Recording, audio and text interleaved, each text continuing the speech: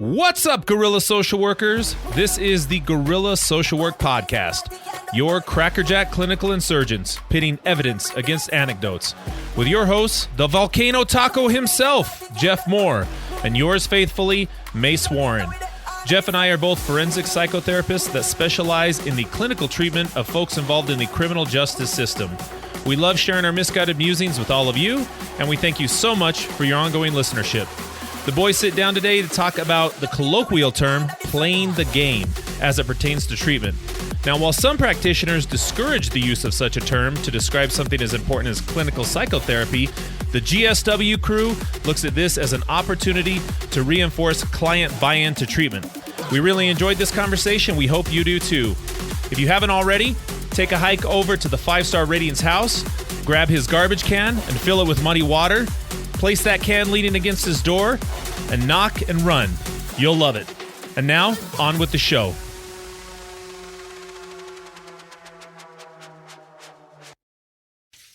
And here we go. Are you ready? Hey, that was pretty good. Thank you. Dude, can you remember when Korn first came out? Yeah, of course. Man, I bet. They were intense, dude. Yeah, it was.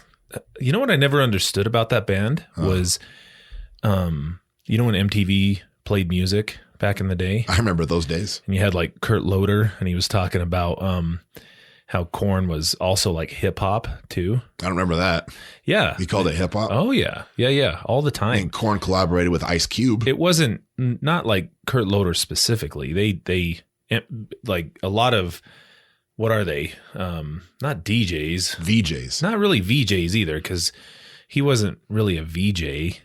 VJJ, maybe? Dudes on MTV, like music analysts, I guess. I don't know. They were like, oh yeah, it's a mix between metal and hip hop. I'm like, hip hop? I mean, they had a couple of songs that were kind of like that, but in general, no. Not really, no. No. That's Yeah, that's really weird. It was almost like they were forcing it a little bit. Oh. They like wanted it to be there. Yeah. Linkin Park might be an example of that.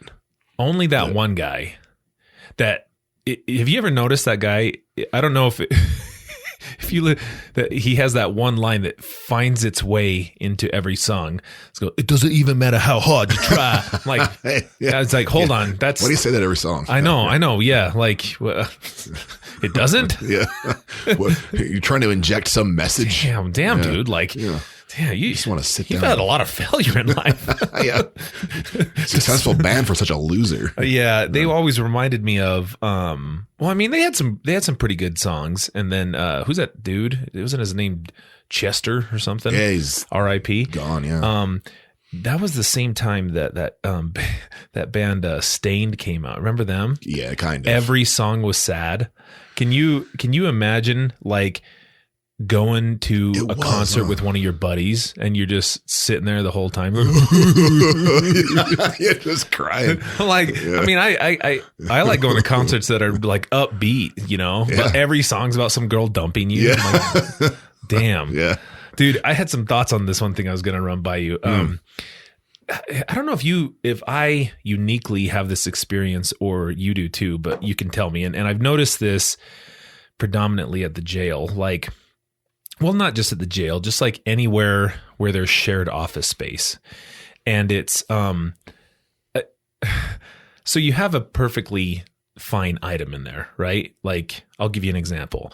So I brought a laptop desk in there, and it was rinky dink. I mean, it wasn't expensive. It was, but when I brought it in there, everything was solid, right? Had a little like place for the laptop, and then it had a place for the mouse, right? And it rose up so you could kind of stand if you wanted to. And anyway, I brought it in there because at one point because of COVID, we were all over the place. Right.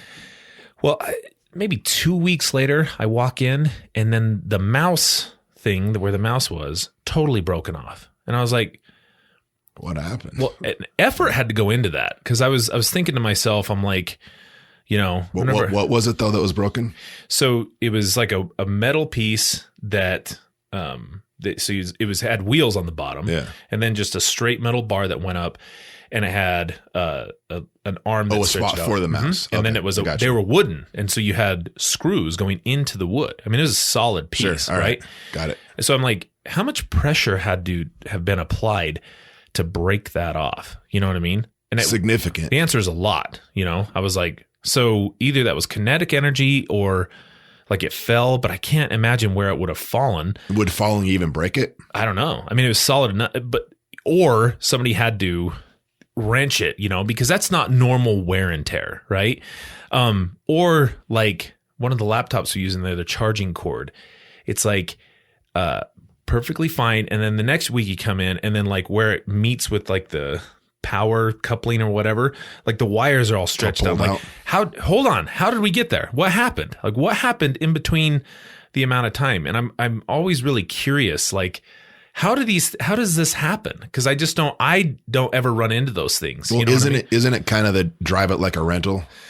Yeah, I guess, but those are weird like damages, right? Like, I mean, if you're driving it like a rental and you run into a garbage can, it's obvious. There's a dent right in the front, but these are like, I mean, and I can't imagine somebody like looking around at work, pulling cords apart or drive it like a U-Haul. Yeah.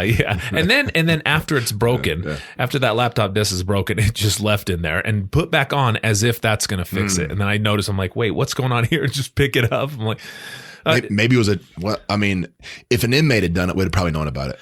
Right. Oh, no, it wasn't an inmate. Yeah. But do you ever notice that when you go to our offices? Like, because we have a lot of shared office space. And I just wonder if you ever... I try not to keep anything of value in those. Well, the lamps by themselves, I'm like, how did that lamp, how is it completely like disconnected from the base? I know. Like so many rotations of that would have had to gone around before it. You know what I mean? It's so weird. Chairs get beat to shit. Chairs, that makes sense though. But beat. Yeah. Not just sat in.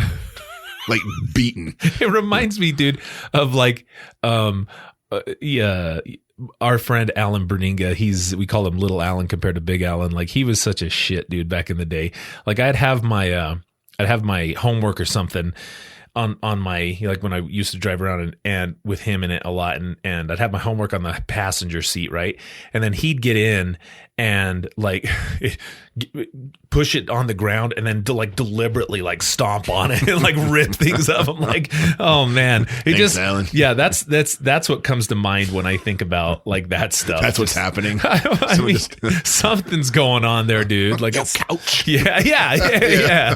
Dude, that was funny. Yeah. So, well, yeah. I came across a George Orwell quote, and it made me think of talking about an assignment that you and I've been like kind of kicking around for, I don't know, 2 years now to try to like standardize it, put it into like a curriculum that we can teach it in a group type setting. And so the quote was, and this reminded me of it, and this kind of got me onto like drawing some of it. So it says, so I don't mess this up here.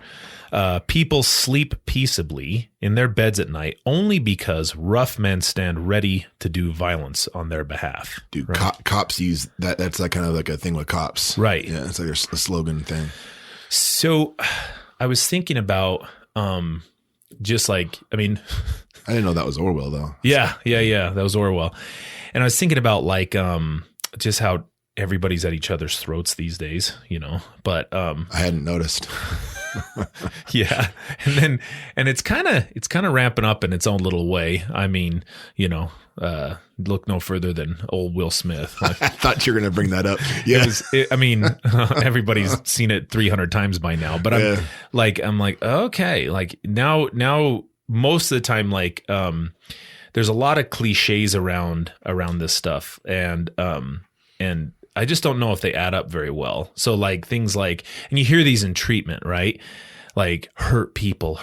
Oh yeah. Like, I mean, cliche. I'm going to say this and then I'm going to blow your mind. Right. Or silence is violence. Right. I'm like, violence is violence. Last time I checked, like that's, just like little sayings, basically. Like silence. I was like, dude, You're just not going to talk to me? Like, okay. Silence is not violence. I can deal with that for eternity. I promise.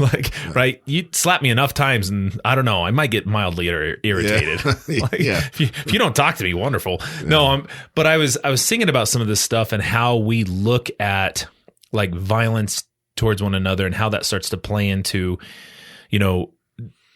I guess our clients' lives and really what that boils down to, like when they're making decisions about, I don't know, choosing to violate rules or choosing to follow the rules and stuff like that.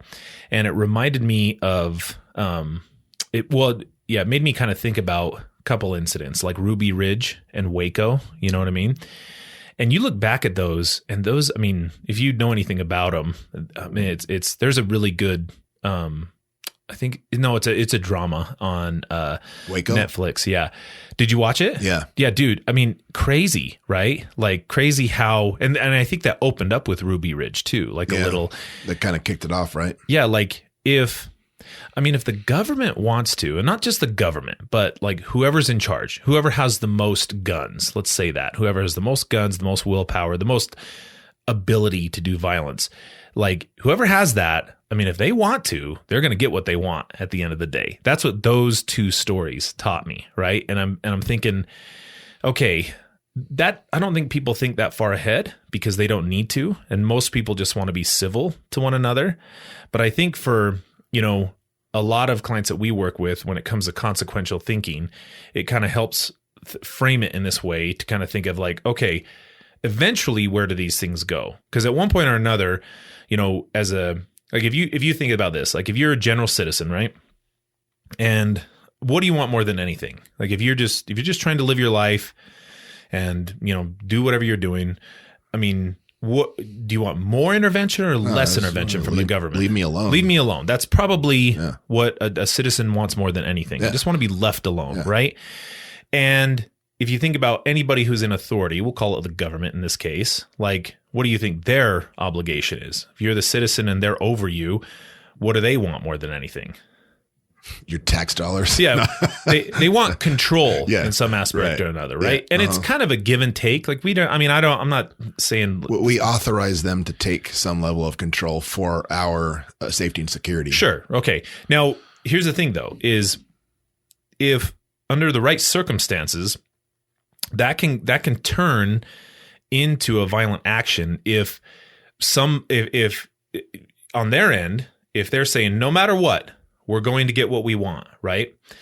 Unless it comes to us deciding to say, okay, I'm going to comply with this whatever it is, right? Regardless of how silly it is. Okay, so I was thinking like, okay, so I'm going to ask you some questions, and I'm going to offer you a government show of force, okay? And for every government show of force I give to you, you need to respond with an equal but opposite reaction to that says, I'm not going to comply with that. And that could include you showing your own force to not comply with it. Make sense? Okay, I think so. So let's say you have a toilet that is only supposed to flush a half gallon per flush. And plumbers, I have no clue what toilets flush. I'm going to need more than that. A gallon per flush. And your toilet is currently flushing 2 gallons per flush, right?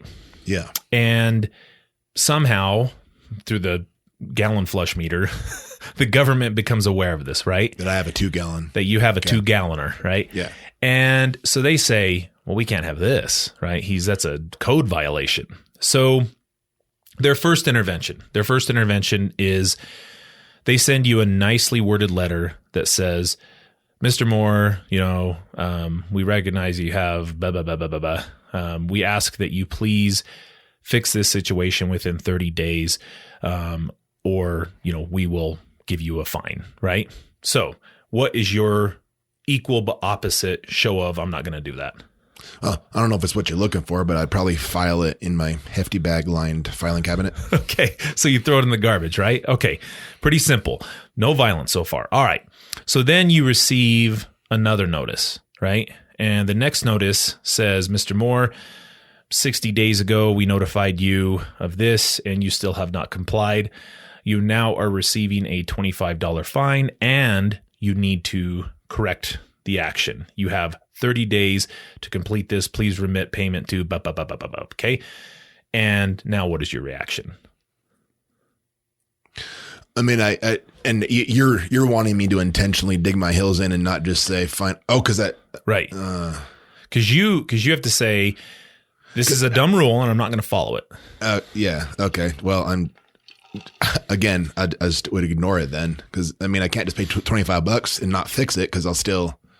Maybe I don't feel like it's the government's job to tell me how many gallons I can flush, and I don't have the time and energy to go get the 1 gallon tank. So I don't want to just pay the $25. So I'll just ignore it entirely. Okay. So you just ignore it again. Yeah. All right. Yeah. So then they send you a third notice, right? And the third notice says, Mr. Moore, you have, 10 business days to fix this. The fine is now $150. Oh, jeez. And please remit payment to this. If you don't comply, then we will have an officer come to your house. Whoa. or not even an officer. We'll have a representative come to your house and collect payment or something like that, right? Okay, so they stepped up the game a little bit. Your fine has now gone up what? A lot, 106 times. Yeah, 100 over 100%. Okay, so now what do you do? Well, it has the representative coming to my house? Not yet. Okay. Well, I mean, if I continue to ignore it, will the representative show up? Yeah. So if you ignore it again, so now homeboy shows up, and he shows up, with his clipboard, and I mean, he's in his, I don't know, geek suit. Yeah, his toilet flushing uniform. Yeah. And he says, I'm here to collect payment. And if you don't provide payment, then our next step is to, bring a police officer here, and, our next step is to file this with the local jurisdiction. And if you don't show up to court, you're going to be found in contempt of court. So now the guy's standing in front of you. Okay. I might try to schmooze him a little, maybe invite him in for a drink, but to explain my situation, be like, look, dude, here's why I haven't done this. I can't really afford these fines. I certainly can't afford to get my entire toilet tank. Can we just forget about this? Yeah. But I'd send him on his way. I'd try to be nice though. So you'd try to talk him out of it. I try to talk him out of it. All right. So then he doesn't. He says, okay, so then now you receive a summons. You receive a subpoena in the mail that says you have to go in front of Judge Judy or whoever. Yeah. And if you don't show up to court, that not only are you going to have a contempt of court, that you could face up to 30 days in jail and a $5,000 fine at this point. In addition to, you still have to fix your toilet. Okay. So this is a summons in the mail. You can receive a subpoena. What is your equal show of force in reaction to not complying? The same. I'm not showing up. Okay. Yeah. So now you're found in contempt of court. Continued resistance, I guess. All right. So now you're found in contempt of court. Passive resistance. And the judge during court, you're not there. So Judge Judy says, we're going to find him in contempt of court, and we're going to put a warrant out for his arrest. Okay. So now an officer shows up to your house, a police officer, knocks on the door. You answer, Mr. Moore, I'm going to have to take you into custody per this, that, and the other. I'm still digging my heels in. Please turn around, put your hands behind your back. Okay. Now, what is your equal and opposite show of force to say I'm not going to comply? I don't turn around, put my hands behind my back. Maybe I shut the door. Okay. So then he knocks on the door again. He doesn't go away.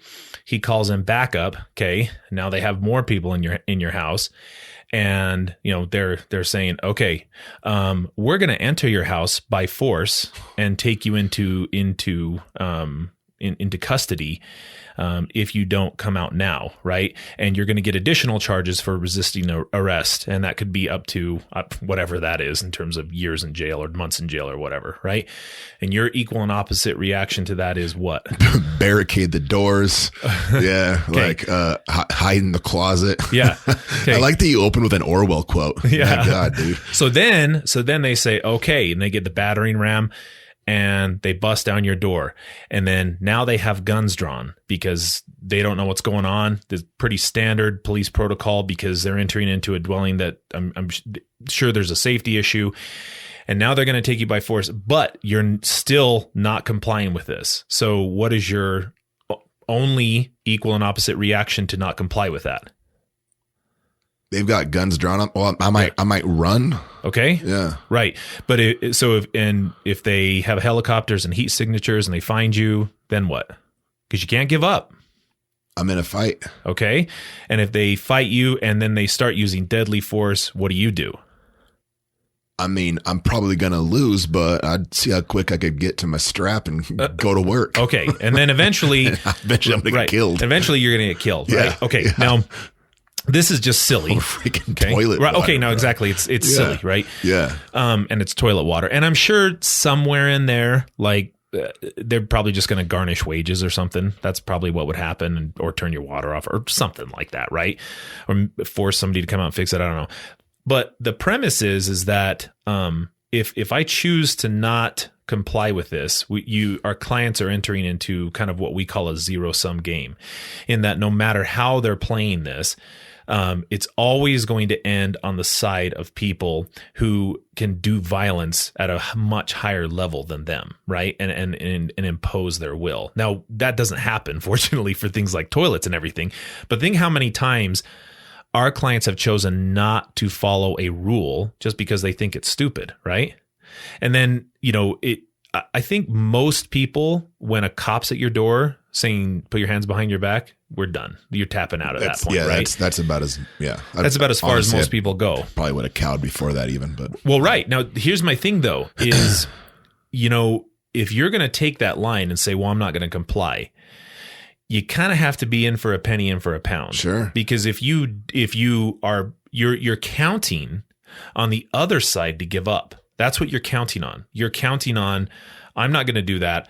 But, really the reason why we give in is because, oh, it's serious. The handcuffs are out, right? Okay, I guess we're serious now. Well, it was probably serious before, but the sting that I have to take and the drawback that I have to deal with, it is much less if I just would have fixed my damn toilet to begin with, right?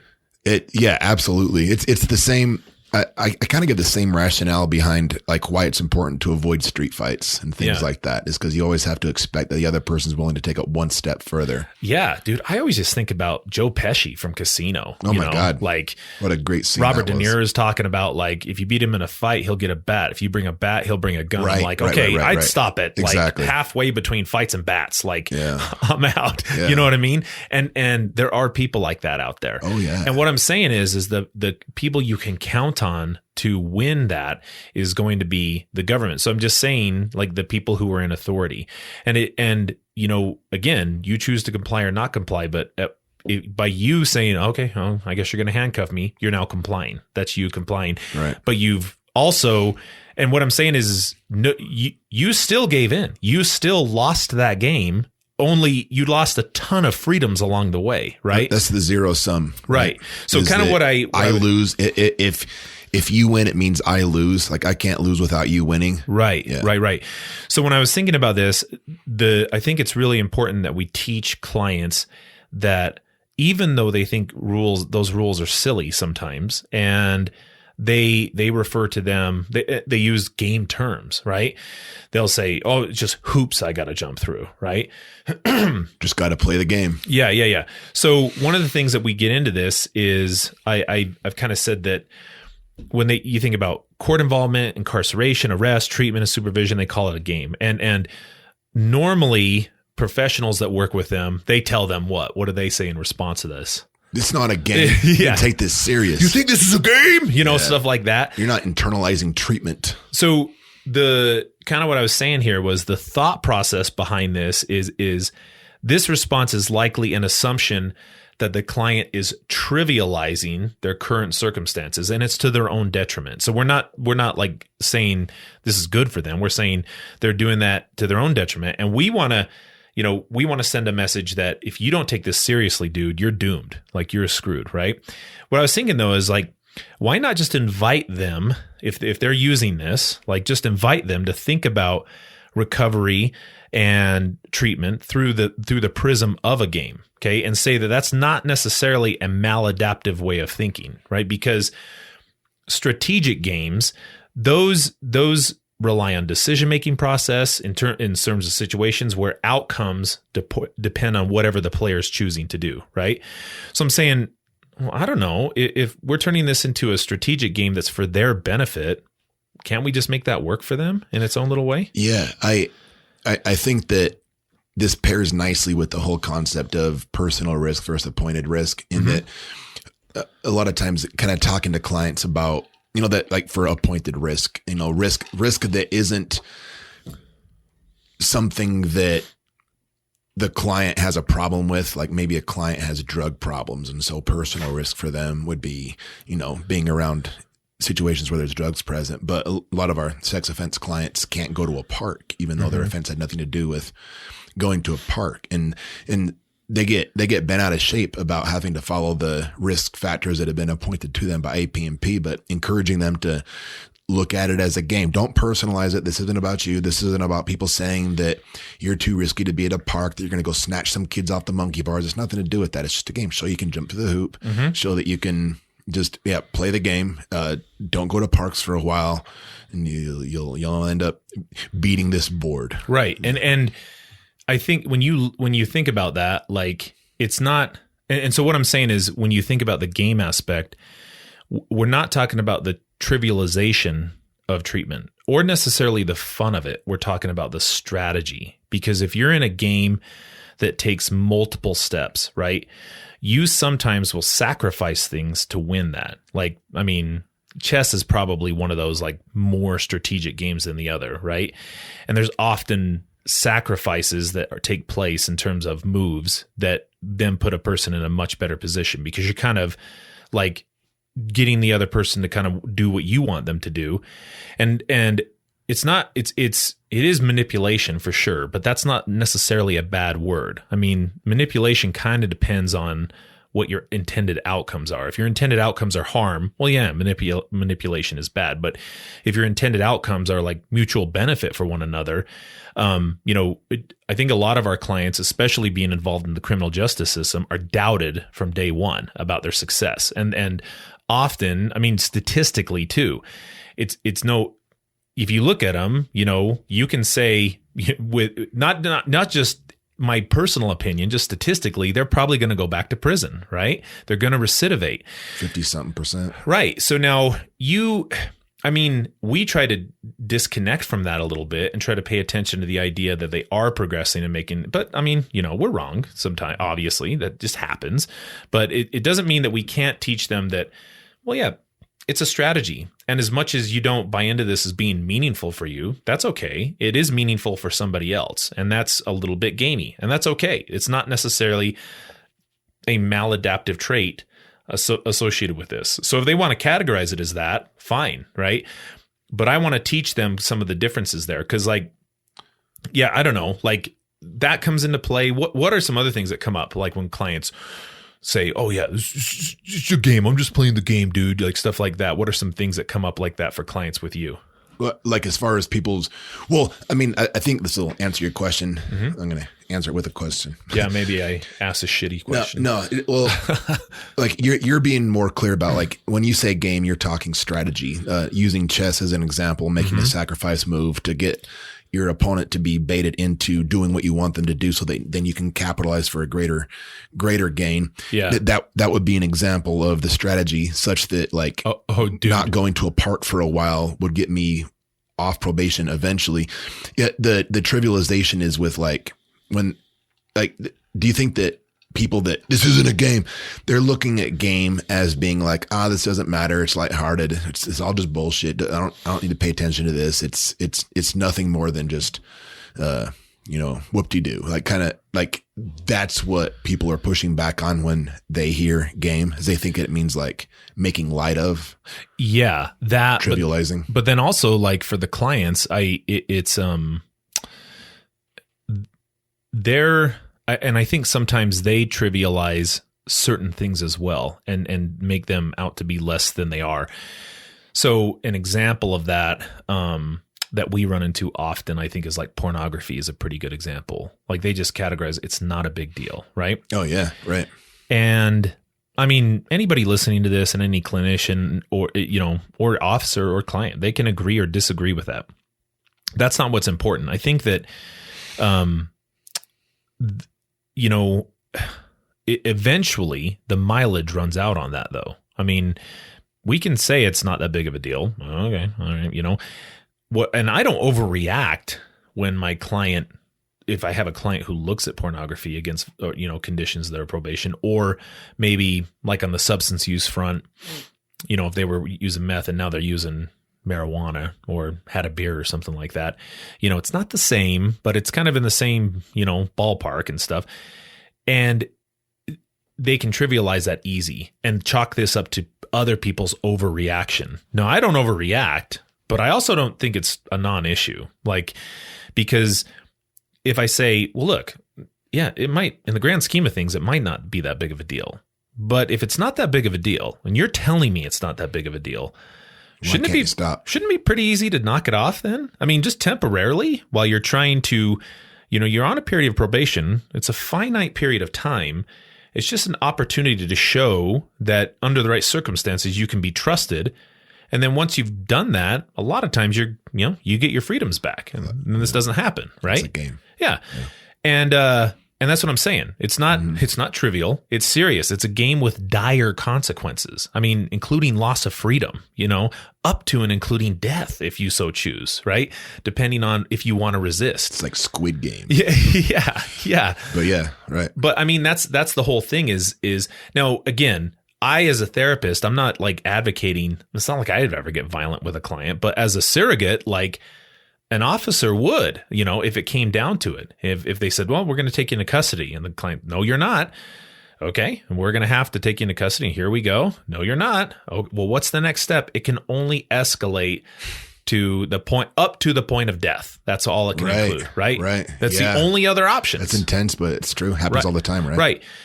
So what I'm saying is those decisions in a lot of ways are much more important on the front end. And they're more important in my opinion because they're just so much easier to manage. You mean the upfront opinions, like not like whether or not to look at porn in the first place? Right. Yeah. That is such an easier thing to manage than I'm at your door, I'm taking you into custody. And you have to that is so much more difficult. And one begets the other. And so this is for sure a zero sum game.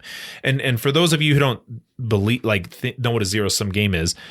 So kind of how I wrote this was clients' behaviors are a good way to determine the type of game they are playing in recovery.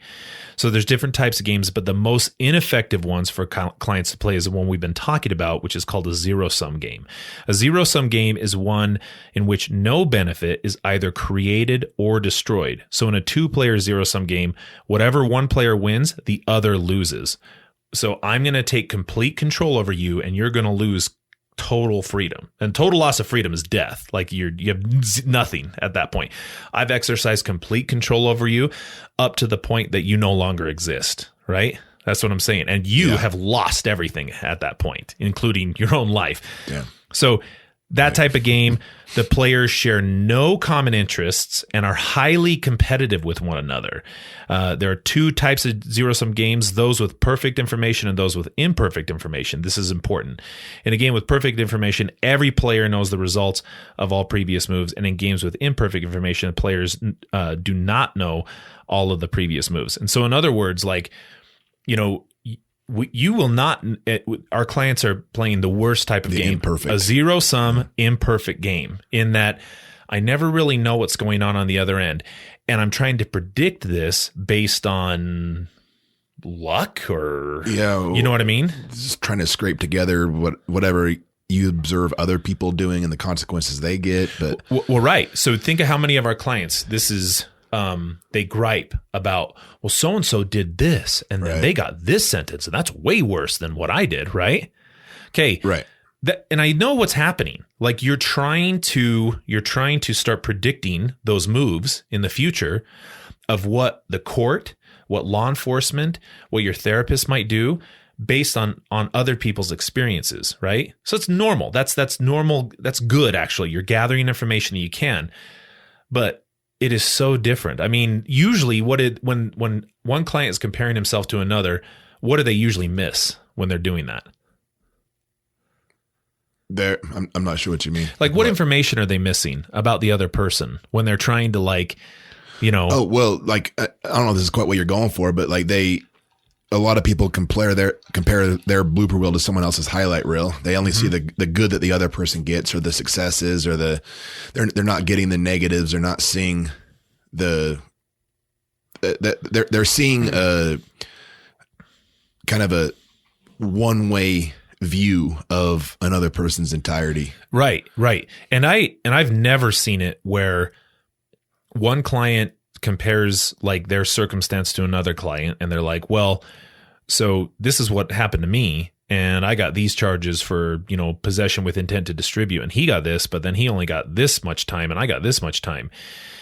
There's always stuff that's left out, whether it's lack of criminal history on the other end, or mitigating circumstances, or who knows? I don't even know. Right. So I appreciate what it's like a lopsided view of reality. Right. And I appreciate what they're trying to do there. Like, again, it's I really don't have all the information. I don't know the moves that have been made. And so I can't now predict what's going to happen. And so my next move, as far as the game goes, is based on what? I mean, I don't know what to do without that information. And so that imperfection, and not only that, when you compare that to POs, right? I mean, are POs just robots? It's a lot of variability between POs, a lot of variability with the same PO day to day. Right. Had they had lunch yet? Yeah. Yeah. Dude, I was seeing some statistics things on conviction rates, and this is off of a podcast I was listening to. I think it was Radiolab, and they were talking about the conviction rates associated with the last case before lunch are like the worst, dude. Yeah, compared to early morning and after lunch. Everyone's kind of suspected that. Yeah, and it's funny that was like shown to be actual. Well, and it just, I think it makes decent sense in that. But you know what's cool about that? Because it makes sense in that maybe everybody's kind of like they're just little, like, they're hungry, obviously. As a result of that hunger, maybe they're a little bit more emotional. If they're a little bit more emotional, their decision making is impaired slightly, and so they'll make different decisions they wouldn't normally make if they were calm and cool, collected. It's like an unfunny Snickers commercial. Yeah. Well, that's why Snickers has that commercial, is because there's some truth to that. You know what I mean? But that's cool that you have those stats, because then you can predict it, and I can try to make moves again. So if I'm an attorney, I'm going to try to push that to maybe right after lunch, right? Or the first one in the morning or something like that. All those things make sense. Again, buying into that game. But I think for our clients to be diametrically opposed to authority is just not a great line for them. It's just not a good way for them to approach this, because eventually they're going to comply, and now they've lost the game. So if they want to do this, we have to teach them to make moves strategically to come back out on top. But it's not going to be a zero-sum game where they win. I think that's important to point out, because another piece of when clients play games, it's the kind of the cops versus robbers type of game. It's like in an institution, it's the game of what can we get into prison? How can we make a hustle off of this? What can we get away with? It's and that's also a game. And I think that maybe that's what people in our line of work assume is meant when you're trying to pitch a completely different view of the matter. Well, and think about that. That is, clients try and while they're in an institution, a secure institution, they're just trying to exercise additional freedoms. That's all they're trying to do. Yeah, right. They're trying to, like, artificially develop new freedoms by bringing in these additional components. Sure. That's what they're trying to do. And so I said, well, yeah, that's kind of what you could have been able to accomplish in the first place. But this outright defiance pits you against the authority, right? And then you want to think, okay, I want to come out with a zero-sum game and I'm going to win. But when in the history has that ever happened? Like, have you ever heard of, like, anybody, any criminal that, the police are aware of and actively combating, that the police were like, okay, you win. Well, we won't do anything. It doesn't go that way. It never ever has that happened, right? So Instead, one of the things we want to be able to do is kind of shift them into this idea of what we call a positive sum game. Okay. So the positive sum game, which is good news. They can still play a game, but we want to teach them this is the game you want to play. The zero sum game, it's unwinnable. It's unwinnable for us. It's unwinnable for you.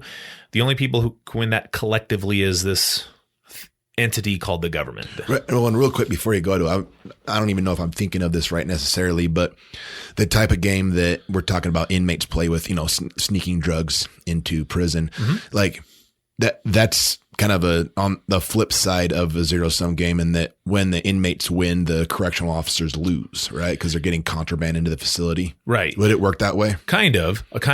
But I mean, really, what the only problem with that is really what's like any of the correctional officers losing at that point? Well, I guess nothing. Right. Yeah. Like, because it has to be done in a clandestine way, right? Because if it's not done in a clandestine way, then what happens? It gets busted. Right. And then if I get busted, then my little freedoms that I have within the institution, then those get revoked as well. Right. The correctional officer doesn't get hurt. Right. Yeah. So you're only a legend in your own mind at that point. Like, you've only won in your own mind, because any outward advertisement of this saying that I beat you on this front, you'd be foolish to do that, because then you're just going to go in the hole. Right. Like, cool. You got some heroin in. Yeah. Good for you, buddy. Yeah. You know what I mean? Like, that's what I'm saying. There's just no way to go about that. So, yeah. Okay. So positive sum. Yeah. Positive sum game. So this is basically saying, unlike kind of the zero sum game, in a positive sum game, there's no universally accepted solution to a positive sum game. In a zero sum game, there's a winner and a loser. The end. In a positive sum game, there's not one solution to it, right? So there's also no single best strategy that's preferable to everyone playing the game, okay? Nor is it an easily predictable outcome, which is pretty much every one of our clients' lives, right? I can't really predict the outcome of this. There's not really a best strategy for doing this. And there's no one strategy that's going to work for everybody the same way. So these aren't really competitive necessarily, because you don't have to look at your like law enforcement or probation officer as a competition. It doesn't have to be me against them. Now, I think we rightly tell them they're probably not going to be your best friend. In fact, I don't think they should be, nor should I, right? But I don't know. How do we encourage clients to view their POs in turn? It's kind of that whole important relationship, preferred relationship. Yeah. Kind of that whole concept. Right. It's an important relationship. I may not prefer that Might person. not be preferred, but it's important. I have to acknowledge it as being an important relationship. And therefore right? nurture it in some capacity. Right. Because if you think, in terms of a representative of this collective entity, because overall, we can all think about goals, but like a PO's role in that, what's their major role? What do they represent? What are they trying to accomplish? Community safety. Right. Yeah. So community safety, and they're a liaison between, law enforcement or the courts or as a whole, and the client. Right. And they do pass judgment, and they do make judgment calls on behaviors, such that if they assume that the client's doing well enough, they say, okay, we've got enough information here where we can say he doesn't need to be under supervision anymore. He can go live his life. Right. That's a very valuable component of a person's treatment. Like that, if not the most valuable component, like, you know what I mean? Right. What we do doesn't have much teeth if not for them. Right. So again, I don't have to like that. It just is a valuable component that I need to recognize. So it also, one of the things I also said was these games are not necessarily like when they're engaging in those, they don't also have to be in conflict of one another, because both have, well, there's some complementary interest for the overall. So if you think about where is some common ground between a therapist, a client, and a PO, because there is. What's the common ground that all three of those people want? Well, I don't know. A pleasant interaction. Pleasant interaction, but long term, right? Success of the client, right? Because if a PO has success of the client, all that means for him is that Off the caseload. Off my caseload. I don't have to worry about this person anymore. Doesn't have to write a warrant request. Right. I don't have to. I don't. And it's not just. Not that POs are trying to avoid doing work. What it is just saying that, yeah, they've demonstrated enough stable behavior that I no longer have to be burdened with them. Now there's going to be another person. They don't have to go through the effort of having to bring somebody into custody to handcuff them. They don't want to do all that. They don't want to chase someone down the street and tackle them. And, right. Like I would think that if I'm an officer in any capacity, every interaction I have to take somebody into custody is a potential danger to me. Yeah. And I would want to avoid that. Ideally, you want a slow day as an officer. Yeah. And if it happens, it happens. Right. Because I think any officer who's doing that for like wanting to do that, circa Mike Lowry, Mike Lowry. He's like, what a great show. Yeah. That show, all of them, they collectively kill like 300 people. I'm like, God, is there any accountability? Yeah. They just get yelled at and they're like, off you go. Is that where Will Smith got the idea? You can just do whatever. Oh, I said there's been so many other ones. I mean, if that's where it came from, that's awesome. I mean, that's an awesome show. Yeah. But so the common ground is success. And again, so the PO wants success, and you can say, well, that's not for the right reasons. I don't care. What's the right reasons. A therapist wants success. It's a shared goal and an agreement of a desired outcome. Right. Yeah. And here's the tricky part. And this is where sometimes we as therapists get caught up.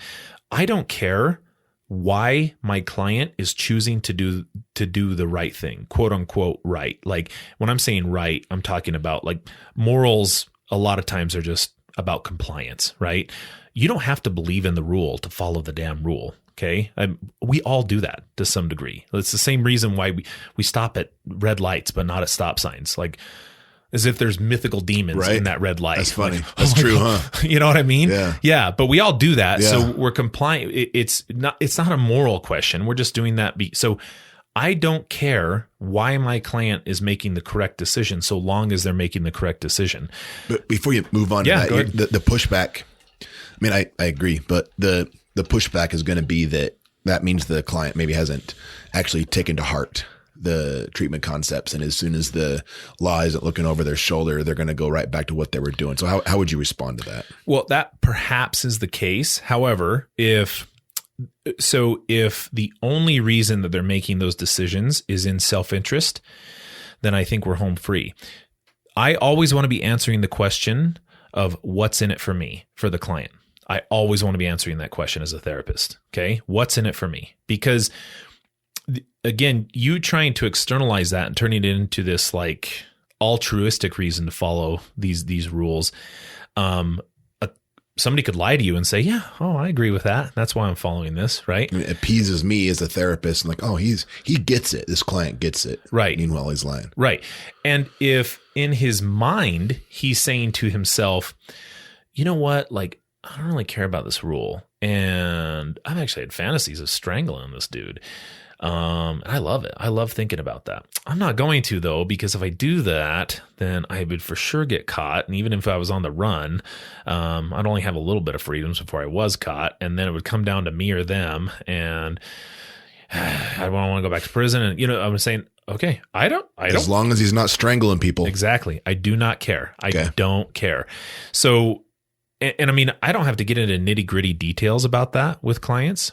I just have to help them get to the point where that decision-making process has gotten to the degree that they are making those decisions. Because when you're making decisions like within your best interest, then, okay, we're home free. I mean, and a lot of people would say, well, yeah, Ted Bundy thought that was in his best interest.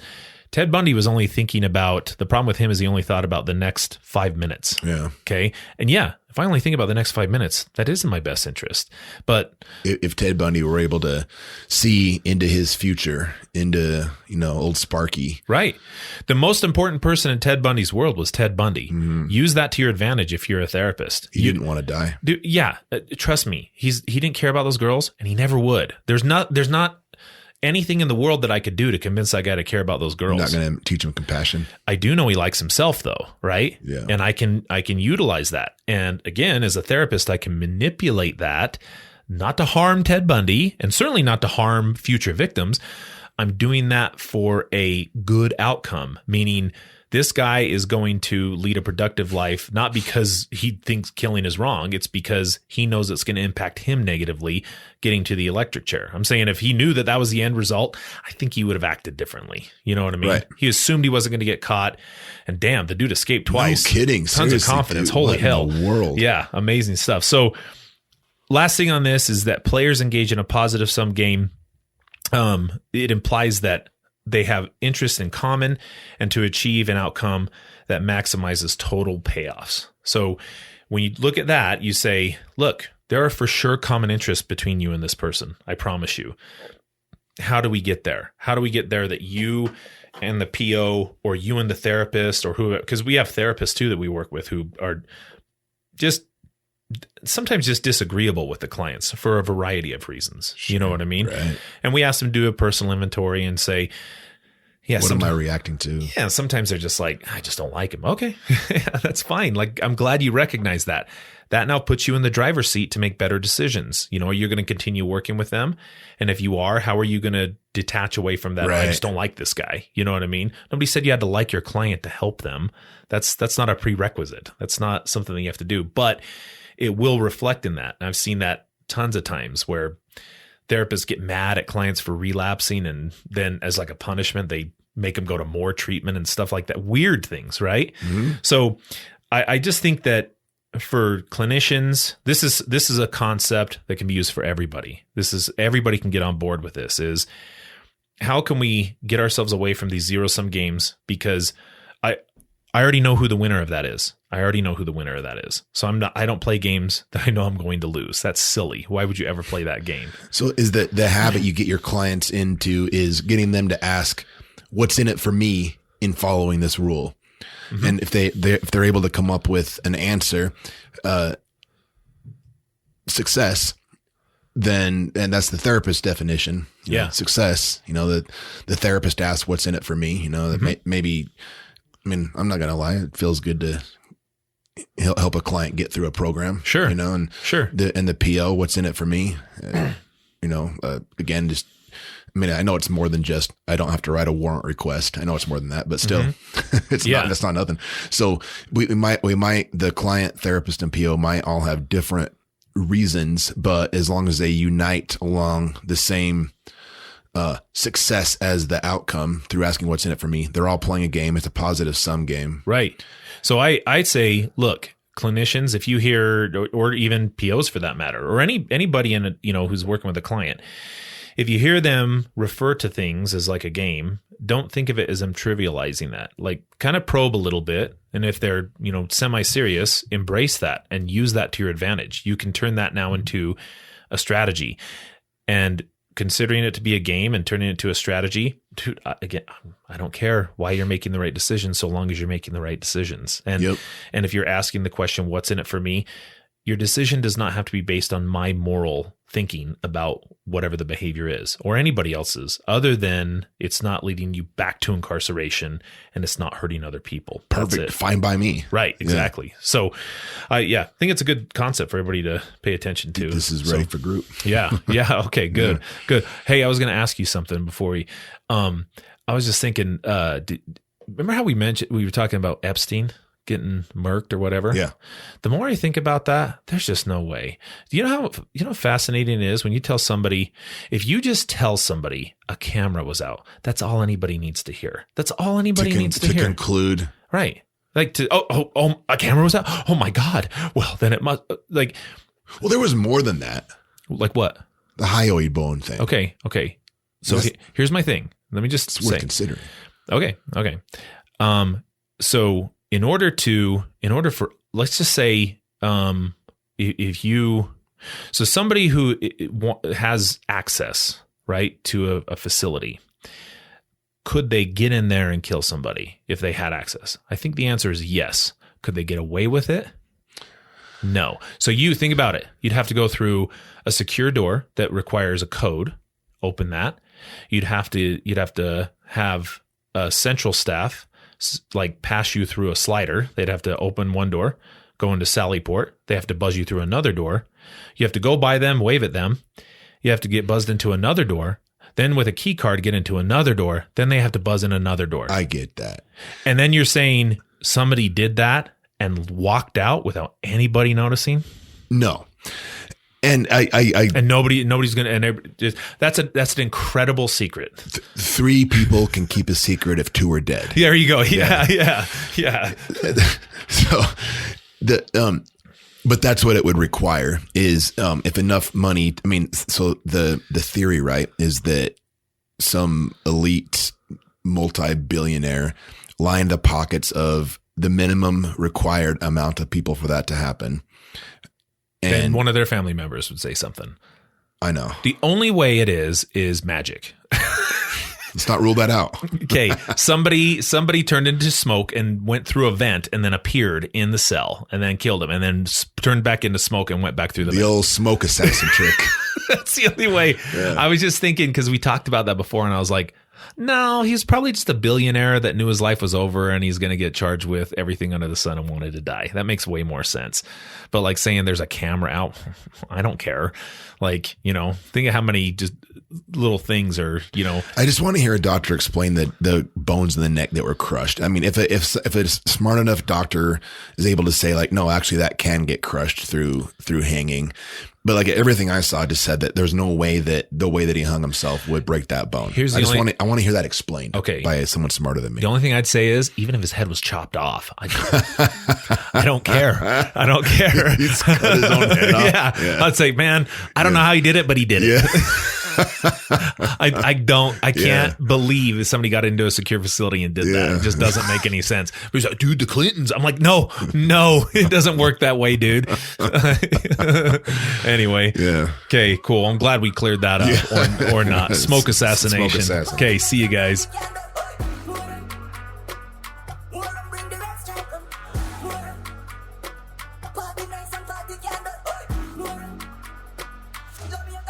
Well, that about does it for this episode of the Guerrilla Social Work Podcast.